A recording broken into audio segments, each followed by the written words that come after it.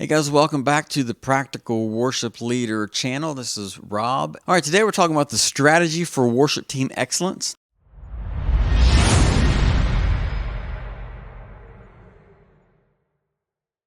There are several strategies that a person can use. There's not only one method or one way, but so I'm just going to be talking just for a few moments about maybe a couple different ways or a couple of different strategies that we can use to be excellent in our worship ministry.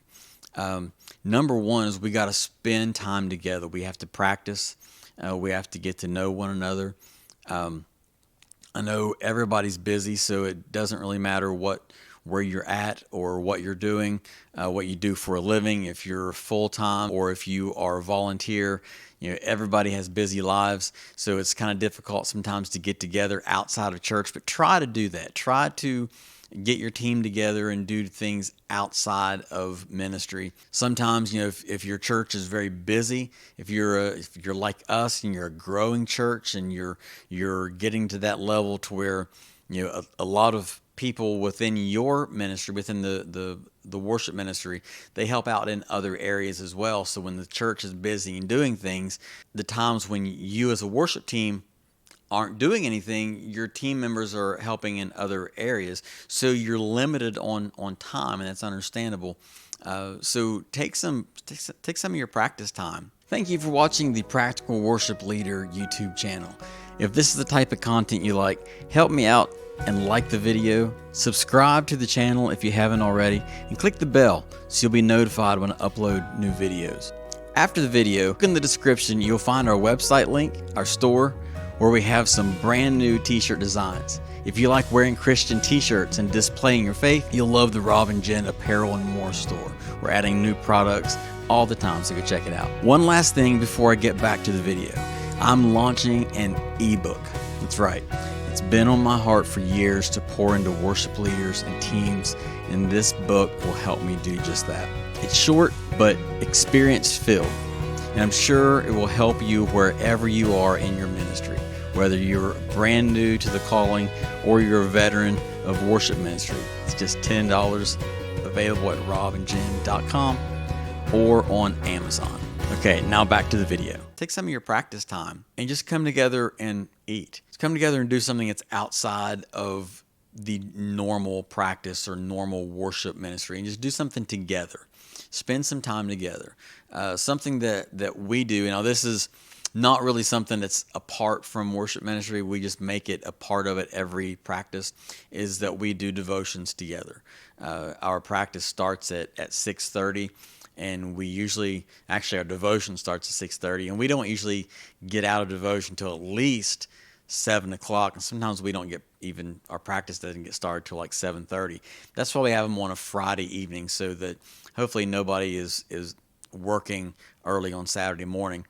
Sometimes people have to, and we understand that. So we try to talk together and to have devotion together, and sometimes we'll even bring have some food at practice times to where we can eat a little bit together and have devotion, and then go out and have practice. So we try to make it a lifestyle, or I guess lifestyle is not the right word for it, but we try to make it common in our worship practices and in our relationships, that we do more than just practice and lead worship together, but we do other things together as well. So try something like that. Try to doing some devotions beforehand. Every once in a while, just eat together. Go out to a movie together, or if there's even a movie worth watching now, you know what I mean. But try to do something different and just hang out with each other.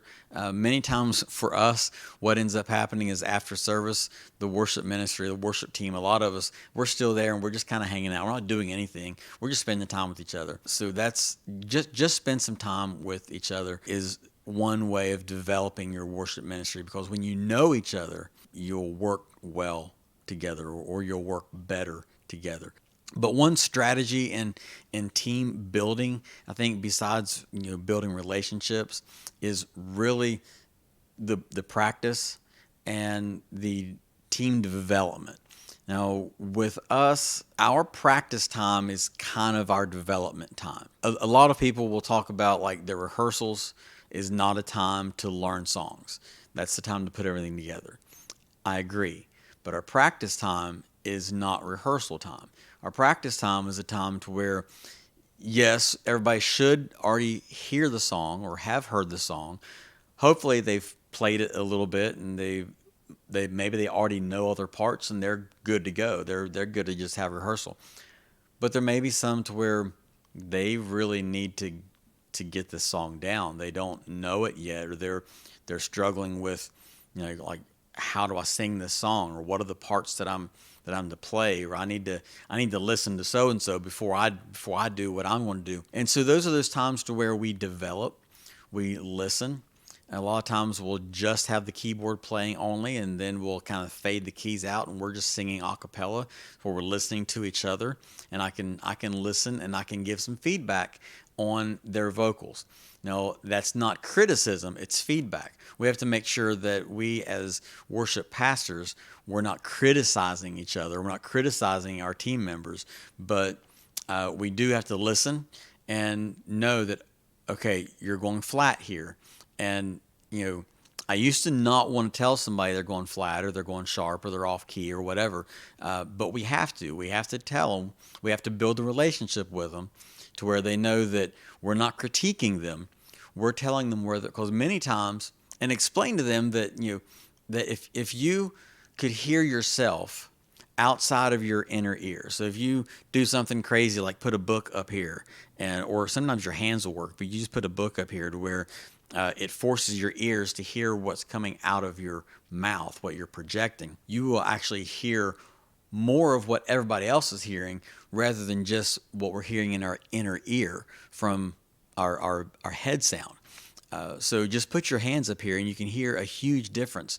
So you put something bigger up there, a book or something like that, to where you're going to force yourself to hear what you hear and let them experience that, to where they're like, oh, wow, there is a difference what I hear. So then you can tell them that's right. That's why if I'm telling you that you're a little bit off, it's not because I'm critiquing you. It's not because I'm being critical of you. It's because I have an advantage of hearing you, of what you're actually projecting, and not your inner ear.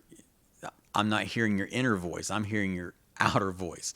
And so when they have an understanding that you're not critiquing, but you are trying to help them, you are trying to have them to reach the area. And the way you do that is you assist them and you help them. You don't just tell them that they're wrong. You don't tell them that, hey, you're off. No, if that's how your relationship is with someone, that's fine. But many times you can't just say, hey, you sound bad, or hey, you're off. You have to just, the way that I've tried to do this in the past is like explain to them that there's a bullseye. We're aiming for this bullseye here, but they're just a little bit lower than what the bullseye is. And sometimes even give some advice on maybe how they can reach that. If you hear that they're on it, but then they kind of fall off later on, then maybe they don't have enough breath, or maybe they're breathing from their chest and not their stomach. Pay attention to those type of techniques and the technical part of our singing and our ability. Pay attention to your team and give them those tips on what they can do to maybe improve that. Sometimes it's something so simple that they're like, oh, wow, I didn't know that I need to breathe from my diaphragm. I just thought, I want to look nice, so I'm breathing from my chest, and they don't think that, I need to breathe from my stomach, and I need to sing from my stomach and force it right up out of the top of my head instead of, let it stop here. And sometimes when we start talking about those things, it can be like, what are you talking about? It doesn't make any sense. But as we talk through it and then we develop that gift, it begins to click and it begins to make sense with someone who maybe it wasn't making sense before. And so I think that's one thing about developing your team is really take the time in your practices. Now, if you only have rehearsals only and you're just like, hey, here's the song, let's rehearse it and everybody's good to go, there's not really a development plan there. Now, I've been a part of some other churches to where I wasn't a part of their development plan, but I wasn't a part of their team, but I did help out in areas to where plan was totally different. And I believe I may have a video on this where Jacob Hunt was talking about their development plan. And it was totally different from their worship ministry or worship team practices and rehearsals.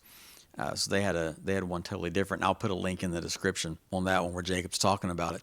But we have to make sure that we do have some sort of plan and write that plan out to where everybody knows, like, hey, this is where we're going as a ministry. This is our plan. This is what we want to accomplish, and this is how we want to get there.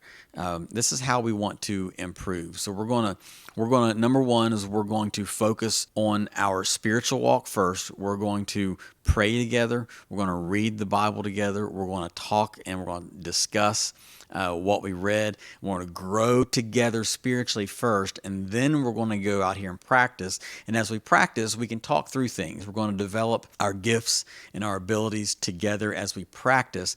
Then our rehearsal time is our time to do a run through, is our sound check time, where we're just kind of buttoning everything up and putting everything together to where everybody knows this is how we're planning on doing things in service. And if things go differently in service, we all kind of know the direction that I'm going to go. So many times if I do something new, we stay on that 4-chord progression, or we stay in whatever chorus we were just singing, and we stay in that progression. So everybody on the team knows where we're going to go. We're not going to try to be shouting out new chords and doing all kind of things like that and cause possible confusion with your band. Now, some people can do that. Some people can shout out some chords, or some people have MDs, and that's fine if you do that. We're not at a place to where we have an MD. Personally, myself, I don't really want one. I would rather lead from. Yes, it's true. Your congregation doesn't need to know what chord you're playing next, but the congregation is your choir, basically. You want them to be singing with you. So I like to lead with them in mind. So if I'm going to say, let's go back to verse 1, everybody's going to know, hey, we're going back to verse 1 all together. It's not a performance to where the team knows we're going to verse 1 and then we're going to shock the congregation by going backwards. No, the congregation's going to know where we're going because I want to lead them. I don't want to be singing for them. I want to be providing music for them to sing with so they can worship the Lord. We can all worship the Lord together. So that's one strategy for worship team excellence is spend time together, grow together, play together, eat together, pray together. Just be together as a team and take your practice time or take some time with development. When I say development, I mean this is a time where you can look at how we're singing, make sure we're having breath control, make sure that we're on pitch, make sure that we're playing parts correctly. However, you need to implement the technical parts of the team. Don't leave that out. Don't leave that up to each individual. But you, as the pastor, the leader of the team, you need to be pouring into your people in those areas. So guys, I hope this video has been a help to you. I hope you found it valuable. If so, make sure you leave a like and subscribe if you haven't already. And we'll see you guys next time on the Practical Worship Leader. Thanks for watching.